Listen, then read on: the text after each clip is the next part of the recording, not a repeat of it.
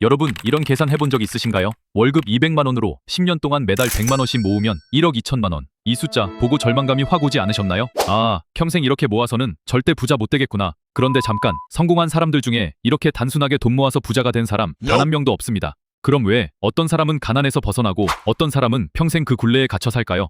저는 그 이유를 알고리즘 박스에서 찾았습니다. 이런 수학 퀴즈 익숙하시죠? 4 곱하기 네모는 8, 2 곱하기 네모는 4, 9 곱하기 네모는 18. 다들 아시다시피 박스 안에 들어갈 값은 2입니다. 그런데 저는 인생에도 이런 박스가 있다고 생각합니다. 우리 앞에 닥치는 수많은 사건들, 갑작스러운 실지, 예상치 못한 기회, 혹은 위기. 이건 우리가 선택할 수 없는 숫자입니다. 하지만 그 사건을 어떻게 해석하느냐, 즉 박스 안의 값에 따라 결과가 완전히 달라집니다. 누군가에겐 플러스 2가 되고 다른 누군가에겐 마이너스 100이 되죠. 문제는 이 박스가 하루아침에 만들어지는 게 아니라는 겁니다. 우리가 태어나서 보고, 듣고, 경험한 것들이 차곡차곡 쌓여서 박스를 채웁니다. 그리고 이 기본값의 대부분은 부모님과 어린 시절 환경에서 결정됩니다. 예를 들어 부동산으로 돈을 번 부모님은 자녀에게 이렇게 말합니다. 열심히 돈 모아서 집부터 사야 한다. 주식으로 부를 만든 부모님은 어릴 때부터 자녀명의 계좌를 만들어 주식을 증여합니다.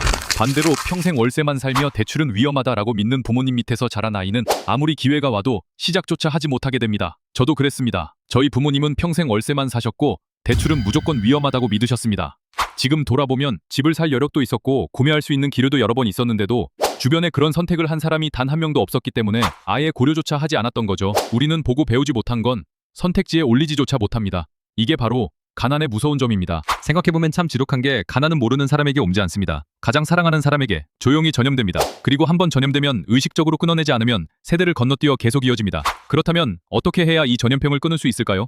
저는 4가지 방법을 말씀드리고 싶습니다. 첫째, 젊을 때 저축률을 높이세요. 나이가 들수록 소득은 오르지만 동시에 돈이 나갈 곳도 많아집니다. 결혼, 자녀 교육, 부모님 부양, 의료비, 거기에 AI와 자동화로 직장 수명은 점점 짧아집니다. 나중에 많이 벌면 모으지는 위험한 생각입니다. 저축은 현재의 내가 시간을 팔아본 돈을 미래의 나에게 보내는 구조입니다. 저축률은 단순한 숫자가 아니라 내 가치관과 우선순위를 보여줍니다. 적어도 월급의 50%는 이를 악물고 모아보세요. 매주 가계부를 작성해 지켰는지 확인하고 실패했다면 이유를 분석해 다음 주에 개선하세요. 평범한 사람이 자산을 키우는 핵심은 소득이나 투자 수익률이 아니라 저축률입니다. 둘째, 젊을 때 다양한 경험을 하세요. 나이가 들수록 책임이 많아지고 점점 보수적으로 변합니다. 그렇게 되면 새로운 시도를 할 용기가 사라집니다. 게다가 나이가 들면 새로운 걸 배우는 속도도 느려집니다.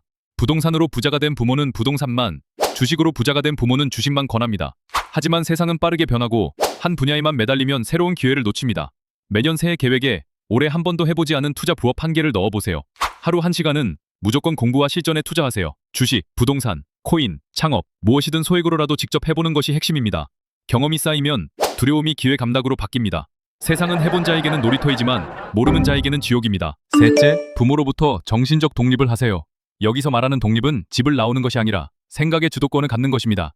아무리 사랑하는 부모라도 모든 분야의 전문가는 아닙니다. 자동차가 처음 나왔을 때 어떤 사람은 자동차 사업에 뛰어들었고 어떤 사람은 여전히 마차를 끄는 말을 사모았습니다. 시대가 변했는데 과거 방식만 고집하면 새로운 기회를 잃습니다. 부모님의 조언은 존중하되 경제, 투자, 기술 분야는 전문가에게 배우세요. 부모님이 가난한 사고방식을 가지고 계시다면 그 부분만큼은 반드시 스스로 판단하세요. 사랑과 경제 조언은 분리해야 합니다.